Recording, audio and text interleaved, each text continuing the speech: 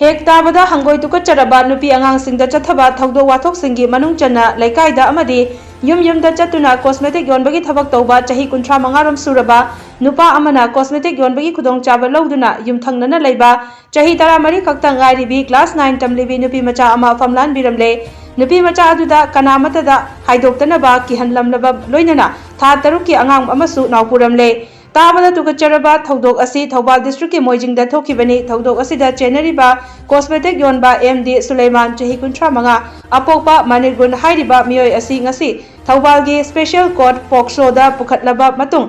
judicial रिमांडा jail दा थाजिनख्रे मियोय असि थासिगी 13 थौबाल डिस्ट्रिक्ट वुमेन पुलिस ना फारबा मतुंग निमित 8 नि पुलिस कस्टडी रिमांड लौथरबा मतुंग ngasi अमुक कोर्टा पुथोरकिबनी थौदोक असिदा चेनरिबा कॉस्मेटिक योनबा मियोय असि ngasi कोर्टा पुथोरकनी हाइबगी पाउ ताबदगी मोइजिंग मियाम अमा कोर्टा थोमजिलखी मियामना मरालगी मतुंग इना मतिक चाबा चैराक पियु चाही सुद्रिबा पिकलिबा नुपी मचा सिंगी पुंसी कनबियु हाइबा खोलाउ सिंगसु लाउखी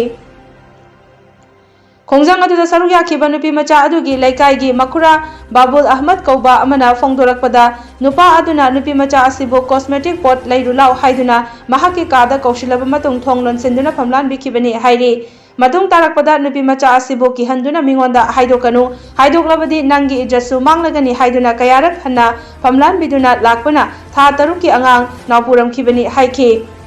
मयुंगी ममा अमदी मनमसिंगना आंगांग नुपी मचा असिगी फिबमदा अहोंगबा लाकपा उबदगी करी तौरबनो हाइदुना माइबदा पुरगा लायेंगबा चटपगी लंबीदा चिंगनदुना ममा अमदी मनमना वा हंगबदा थोक्रिबा थौदोकसिंग अदुगी वारिसिंग अदु लेथोरकपदगी आंगांग नावपुरे हाइबा खंगलखिबनी हाइरे थौदोक असि इमुंग मनुंगी मियोइसिंग अमदी लैकाइनसु खंगनरकपदगी नुपी मचा असि था असिगी अहुमदा नुपा असिदा चेनखी नुमित असिमक्तदा नुपा अदुगी इमुंग मनुंगना नुपा अदु मयुमदगी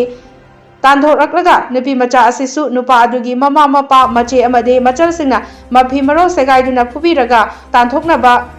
तौरमखिबनी मदुदा लैकाइ अदुदा लैबा एक्स मेंबर अमना नुपी मचा असिबो पुसिनबिदुना कन्बिखिबनी हाइरदुना थौदोक असगी मतंगदा चप चाना थिगटपिदुना मरा लैरबा नुपा असि आइनगी ओइबा चप चाबा थबक अदु लौखटपिदुना अचुंबा वायल अदु फंगहनबियु हाइखि 13 मुक्तंगाइरिबा मचा असिदा लैकाइगी थंगनबा सुलेमान कौबा नुपा असिना नुपी मचा असिगी मोइथियम तौरगा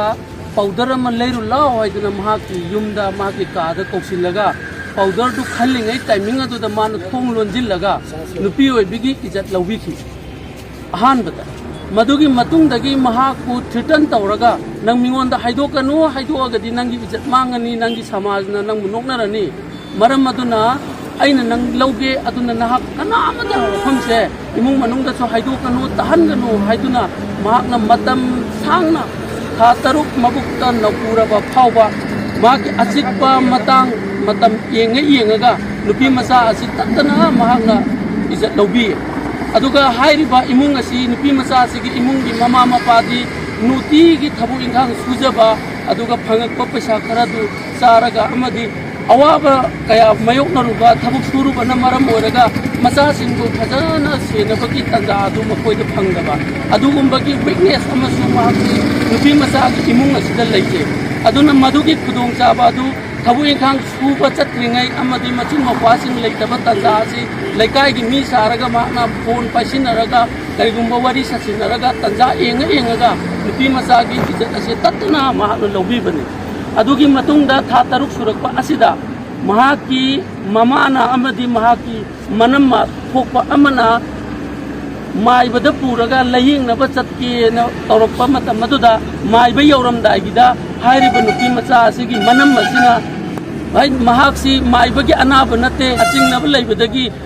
मनम असिगा ममासिगना मंगोन इंट्रोगेशन तौबदगी हाइरिबा महाक्सी प्रेग्नेंट ओइरे हाइबसी खंगकिबनी मदुगी मतुंगदगी नुपा असिना हाइरिबा इमुंग मनुंगी मीना खंगलकले हाइबसी खंगबदगी नुपा असिना महाकु पुखिबनी मरक्तुगी ममांगदा मंगोंदा ममानसु खंगदना ममानसु फाइ अदु फाबगा लोइनना महाकना ममादा नाहकना मियाम ममांगदा सुमैना लौथोअगदी पुन इज्जत मंगमिनगनी अदुना मसीगे कानब फायदा लेते मरम अदुना मियाम द लौथोक्तबिदा आई था अमखक्तंगी मतम पिबियु आई नखों कोलगा हाइजरिबसिनी था सिगी हेक सिगी था सिमा लोइबगा आई नचानुपीसे सोइदना आई लौगनी हाइबगी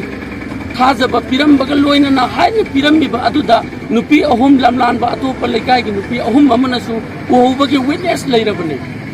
अदुमैना हाइरिबा नुपी मचा असिगी इज्जत सिमांकी लोइनना नोंगाल पा निनी हुबी सुरबा कांदा तारीख अहुमदा नुपी मचा असि महाकना चेनकी अदुगा इमुंग मनुंगी मियोइसिंगना नुपी मचा असि लौबा यारोय हाइदना नुपा अदु मयुमदगी तांथोखरगा मागी मामा मपा अमदी मचन नुपीगा मनाव नुपीगा मखोय अहुम मरी असिना यामना थीना फुबी चैबी अमदी मफी मरोन मागना लिलिबा फुरी अदु सेगाइरगा मियाम ममांगदा इज्जत लौबगा लोइनना यामना ताथीना फुबदगी लेकाय अदुदा लैबा एक्स मेंबर अमना महाकु कनखी अमसु महाकी एक्स मेंबर की मयुमदा नुपी मचा असि पुखी असुमना महाकी पुंसी असि मोंग असिदा लैगी मरम अदुना ngasi आइन की ओइबा मियंगदा